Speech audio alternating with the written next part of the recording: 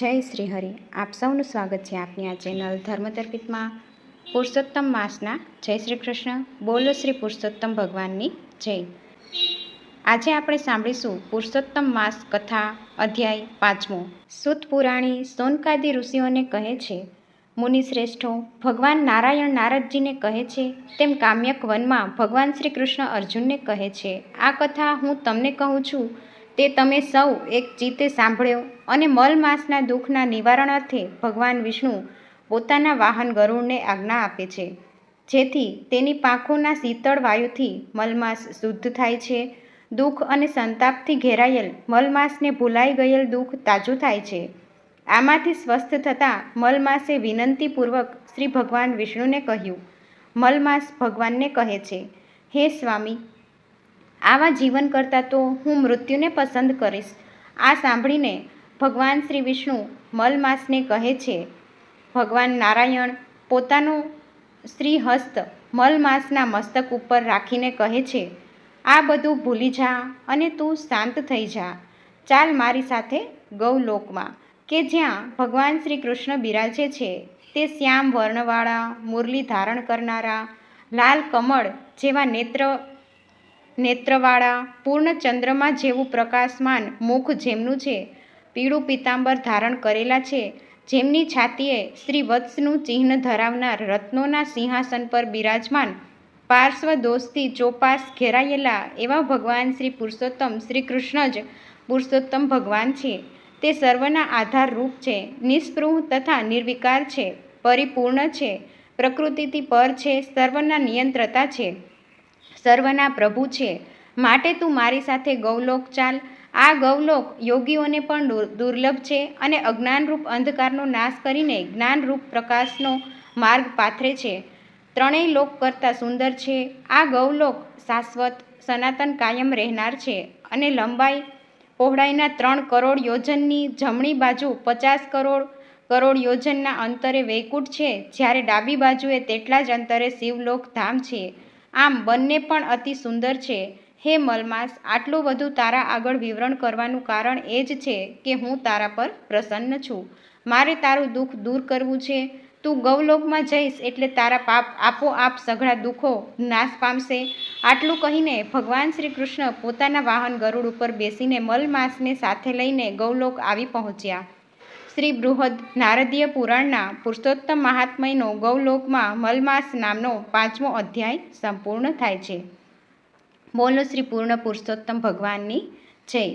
તો આ હતો અધ્યાય 5મો, જે પુરુષોત્તમ માસના 5મા દિવસની મહાત્મય કથા હવે આપણે સાંભળીશું. તો ચાલો આ દિવસની કથા વાર્તા ગૌ સેવાની કથા સાંભળીએ. બોલો શ્રી પુરુષોત્તમ ભગવાનની જય. એક નગરમાં સોનારણ રહે. તે વિધવા હતી. સંતાનમાં કંઈ ન હતું. એક નાનકડા ઘરમાં એકલી જ રહેતી હતી. પારકાને ઘેર કામ કરીને તે પોતાનું પેટ ભરતી અને નવરા વખતે ભગવાનનું ભજન કરતી, ભક્તિ કરે. એક દિવસ નગરમાં કથા બેઠી. સોનારણ રોજ કથા સાંભળવા જાય. એકવાર કથાકાર યજ્ઞનો મહિમા સમજાવવા લાગ્યા. છેલ્લે કથાકારે કહ્યું, જેની પાસે યજ્ઞ કરવા માટે દ્રવ્ય ન હોય તે શ્રમયજ્ઞ અને સેવાયજ્ઞ કરીને ફળ મેળવી શકે છે. સોનારણે મનમાં નિશ્ચય કર્યો કે મારે શ્રમયજ્ઞ અને સેવાયજ્ઞ કરવો છે. ગામ બહાર આવેલા તળાવમાં આગળ એક મહાત્મા મઢુલી બાંધીને રહેતા હતા. તે સતત પ્રભુભક્તિમાં લીન રહેતા હતા. તે મહાત્મા તો મહાપવિત્ર અને ત્રિકાળ જ્ઞાની જેવા લાગતા હતા. તેમનું લલાટ જાજરમાન હતું. તેમના દર્શનાર્થે નગરના સ્ત્રી પુરુષો અવારનવાર આવતા હતા. સોનારણ પણ તેમના દર્શન કરવા જતી. સોનારણના મનમાં થયું કે શ્રમયજ્ઞ કરવા માટે મહાત્માની મઢુલી અને સેવાયજ્ઞ કરવા માટે મહાત્માની સેવા વધુ અનુકૂળ છે. તે સૂર્યોદય પહેલાં મહાત્માની મઢુલીએ ગઈ અને મઢુલીની આસપાસ પડેલ કચરો સાફ કરી પાણી છાંટ્યું. પછી મઢુલીને સાફ કરીને બધું વ્યવસ્થિત ગોઠવી દીધું. પાણીનું માટલું ભરીને પોતાને ત્યાં ચાલી ગઈ. આ વખતે મહાત્મા મઢુલીમાં ન હતા. તેઓ તે સમયે જંગલમાં ફરવા ગયા હતા. થોડી વારે મહાત્મા આવ્યા અને મઢુલીની આસપાસની જગ્યા સ્વચ્છ બનેલી જોઈને, તેમના ઉપર પાણીનો છંટકાવ થયેલો જોઈને મહાત્મા વિચારમાં પડી ગયા. મઢુલીમાં દાખલ થતાં મઢુલી સ્વચ્છ અને વ્યવસ્થિત હતી. પાણીનું માટલું ભરેલું જોયું. આ બધું જોઈને તેમના આશ્ચર્યનો પાર ન રહ્યો. સોનારણ ચતુર હતી. તે રોજ વહેલી સવારે જ્યારે મહાત્મા જંગલમાં ફરવા ગયા હોય ત્યારે મઢુલીએ આવીને બહાર અને અંદર બધું ચોખ્ખું કરી નાખે. મહાત્મા જ્યારે બહારથી આવતા ત્યારે સફાઈ જોઈને તેઓ અચંભામાં પડી જતા. મનોમન તેઓ આ કાર્ય કરનારને આશીર્વાદ આપતા. મહાત્મા રોજ વિચાર કરે છે કે દરરોજ કોણ આવીને આ બધું સાફ કરી જાય છે. એક દિવસ મહાત્મા સંતાઈને ઊભા રહ્યા. સોનારણ આવીને બધું કામ બતાવીને જવા લાગી. ત્યારે મહાત્માએ તેને રોકીને પૂછ્યું, બહેન, તું કોણ છે? શા હેતુથી મારી સેવા કરે છે? સોનારણ પોતાની ઓળખાણ આપીને પોતે કરેલા સંકલ્પની વાત કરે છે. ત્યારે મહાત્મા કહે છે, કાલથી પુરુષોત્તમ માસ શરૂ થાય છે. તું અધિક માસનું વ્રત કરજે અને સાથે સાથે ગાયની સેવા કરજે. તને દરરોજ એક અશ્વમેઘનું યજ્ઞનું ફળ પ્રાપ્ત થશે. આમ તું આખો મહિનો ગાય માતાની સેવા પૂજા કરીશ કે પૂર્ણ શ્રદ્ધાથી વ્રત કરીશ તો તને 30 અશ્વમેઘ યજ્ઞનું ફળ પ્રાપ્ત થશે. અધિક માસ શરૂ થતાં સોનારણે પૂર્ણ શ્રદ્ધા સાથે વ્રત કરી લીધું. તે પ્રાતઃકાળે નદીએ નાહવા જઈ ગોરમા કાંઠા ગોરમાનું પૂજન કરે, કથા વાર્તા સાંભળે, ગાયને નવરાવે, તેને કપાળે તિલક કરે, લીલું ઘાસ ખવડાવે, એકટાણું ભોજન કરે, ગાયની પ્રદક્ષિણા કરે, પોતાની શક્તિ મુજબ બ્રાહ્મણોને દાન દક્ષિણા આપે. આમ પુરુષોત્તમ માસ પૂરો થયો. તેણે વ્રતનું ઉજવણું કર્યું. પછી વિચાર કરવા લાગી કે મને 30 અશ્વમેઘ યજ્ઞનું ફળ મળ્યું છે કે નહીં, પણ એની શું ખાતરી? કુદરતનું કરવું એનું. એવા નગરમાં રાજાનો કુંવર ગરમીના કારણે રોગથી પીડાતો હતો. આમ તો તે તંદુરસ્ત ને રૂપાળો હતો, પરંતુ આખા શરીરમાં દાહ ઉઠે એવી બળતરા થાય તેનાથી તેને ઘડીભર પણ ચેન ન પડે.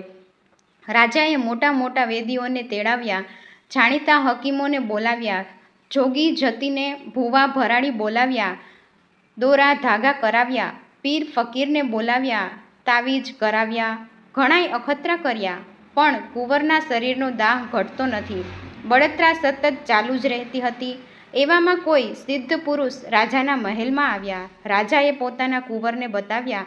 સિદ્ધ પુરુષે કુંવરના કપાળની રેખાઓ જોઈને કહ્યું, રાજવી, તમારો કુંવર કોઈ દવાથી સારો થશે નહીં, મંત્ર તંત્રથી પણ સારો થશે નહીં, પરંતુ જો કોઈ વ્યક્તિ તેને 5 અશ્વમેઘ યજ્ઞનું ફળ આપે તો કુંવરનો દાહ મટે, કેમ કે તમારો કુંવર પૂર્વભવના શાપને કારણે આ દાહની પીડા ભોગવે છે. સિદ્ધ પુરુષ તો રસ્તો દેખાડીને ચાલતા થયા. રાજાએ તરત જ પ્રધાનને બોલાવ્યા અને કહ્યું, આખા નગરમાં ઢંઢેરો પીટાવો કે કોઈ 5 અશ્વમેઘ યજ્ઞનું પુણ્ય કુંવરને અર્પણ કરીને શરીરનો દાહ મટાડે. જે કોઈ આ કાર્ય પાર પાડશે તેને રાજા તરફથી સારી એવી બક્ષિસ આપવામાં આવશે. 2 દિવસથી નગરમાં ઢંઢેરો પીટવામાં આવ્યો હોવા છતાં કોઈ રાજા પાસે આવતું નથી. રાજા રાણી નિરાશામાં ડૂબી ગયા હતા.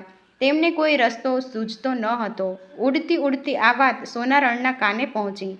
તેણે સાંભળ્યું કે જે કોઈ 5 અશ્વમેઘ યજ્ઞનું ફળ કુંવરને આપશે તો કુંવરનો દાહ શમે.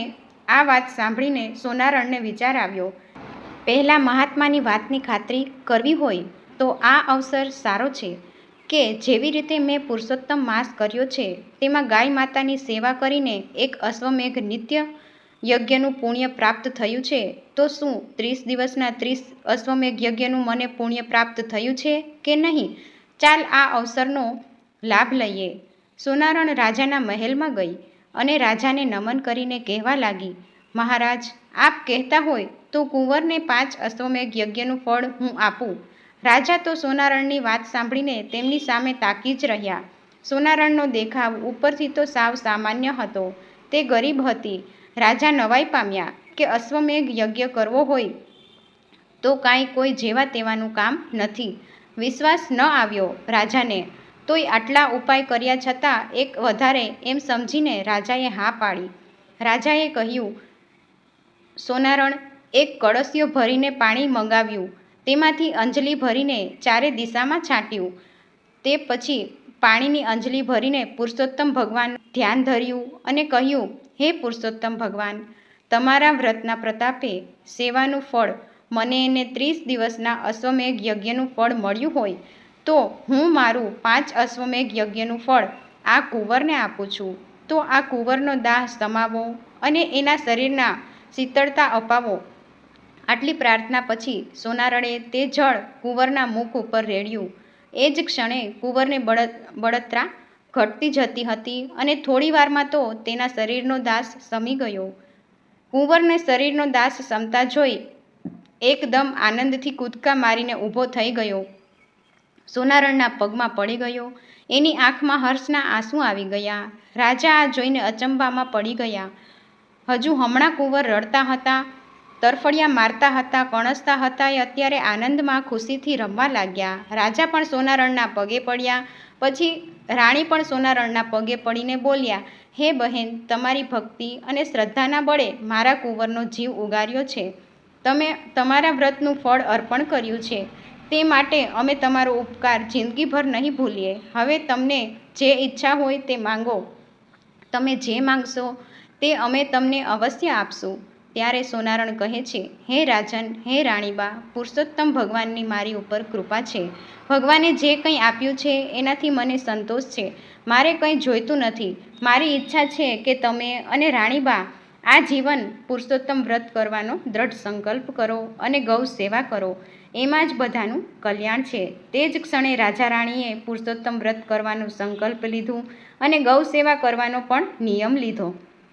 હે ભગવાન પુરુષોત્તમ, જેવા તમે આ સોનારણને ફળ્યા, તેવા આપની આ કથા કહેનાર, કથા સાંભળનાર, આપનું પૂજન કરનાર, ગૌ સેવા કરનાર સર્વને ફળજો. બોલો શ્રી પુરુષોત્તમ ભગવાનની જય. જય શ્રી હરિ.